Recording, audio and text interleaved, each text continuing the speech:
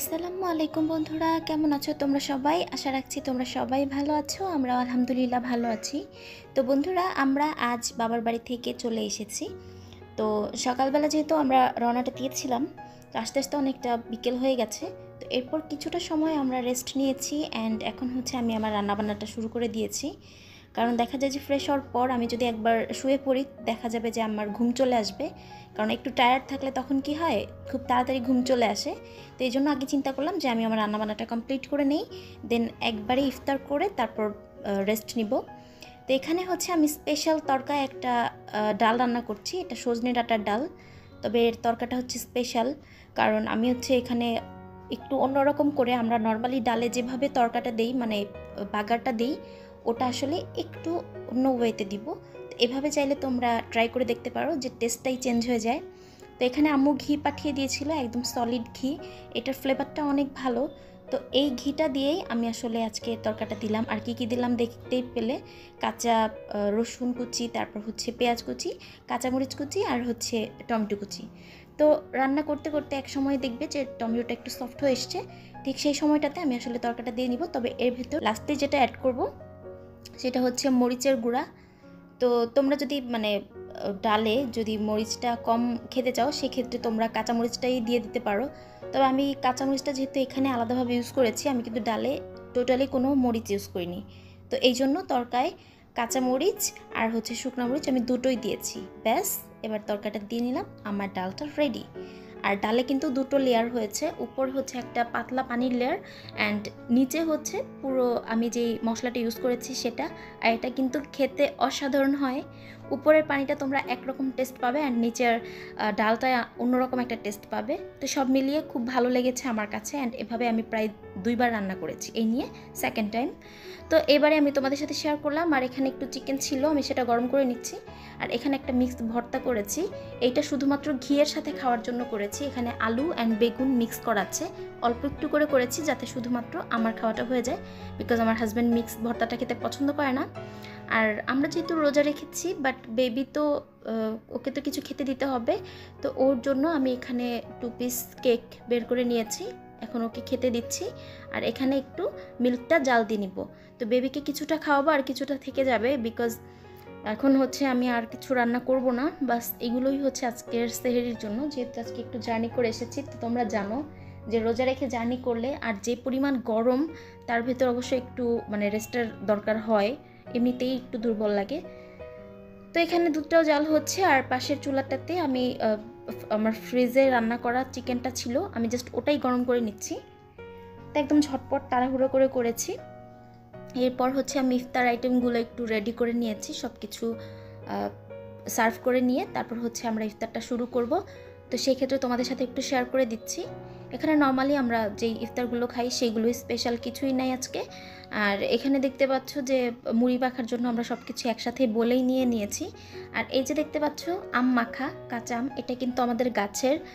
তো আমরা যখন বাসায় এসেছি, তো সাইফার পাপাকে দেখলাম যে উপর থেকে এই 4টা আম নিয়ে এসেছে। তো আমি এখান থেকে 2টো ইনস্ট্যান্ট ভর্তা করে ফেলেছি। অ্যান্ড এখানে আমি কিছু ইউজ করিনি, জাস্ট একটু কাঁচামরিচ কুচি, লবণ, আর হচ্ছে চিনি।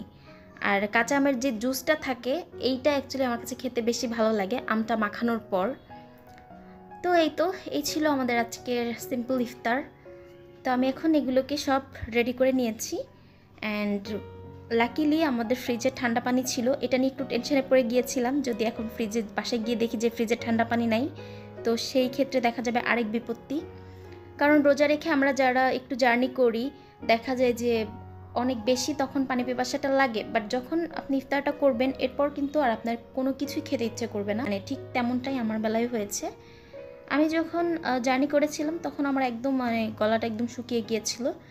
তো আমি যখন ইফতার করতে বসেছি, তো তখন কিন্তু আমার কাছে আর ওই রকমটা ফিল হয়নি, অ্যান্ড একটুও ক্লান্তি ছিল না। এটাও আসলে আল্লাহর একটা রহমত আমি বলবো।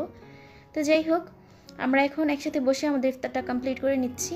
তো এই যে ইফতারির যেই বিশেষ আইটেম যেগুলো হচ্ছে ভাজা পোড়া, এগুলো তো আমার খুবই পছন্দ। তো দেখা যায় যে ইফতারির ক্ষেত্রে এই ভাজা পোড়াটা না হলে একদম ইফতার মনেই হয় না। যেহেতু ছোটোবেলা থেকে এইভাবে খেয়ে অভ্যস্ত, তো এই জিনিসগুলো না হলে মনেই হয় না যে ইফতার করছি। তো এখানে আমার শাশুড়ি আম্মু আমাদের জন্য হালিম পাঠিয়ে দিয়েছে। তো আমরা এখন মানে টোটালি রেস্ট করছিলাম। তো এরপর এখন দুজনে মিলে হালিমটা খেয়ে নিচ্ছি, আর বেবি হচ্ছে ওর দিদার বাসায় আছে। তো আমরা ঝটপট খাওয়া দাওয়া কমপ্লিট করেই তারপর হচ্ছে আমার ওয়াশিং মেশিনটা আজকে আনবক্সিং করব, যেহেতু এটা আমি বাবার বাড়িতে যাওয়ার আগেই কিনে এভাবে প্যাকিং করেই বাসায় রেখে গিয়েছিলাম। তো কাল সকালবেলা ইনস্টলেশনের কাজগুলো হবে, তো এই জন্য আমরা এখন এটাকে আনবক্সিং করে নিচ্ছি। তো চলো বন্ধুরা, এনজয় করা যাক। কেচি আনবো।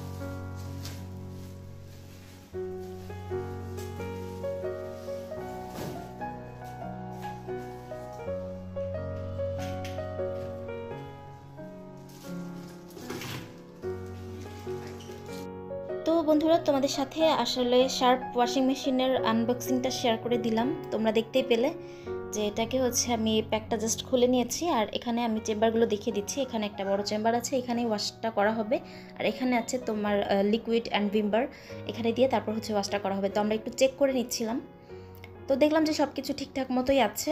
তো আসলে যেহেতু এটা আমি নিজের পছন্দ মতো নিয়েছি, তো সেক্ষেত্রে আমার ভিতরে একটু খুঁতখুঁতি থাকবে স্বাভাবিক, যেহেতু এখানে সমস্ত পছন্দটাই আমার।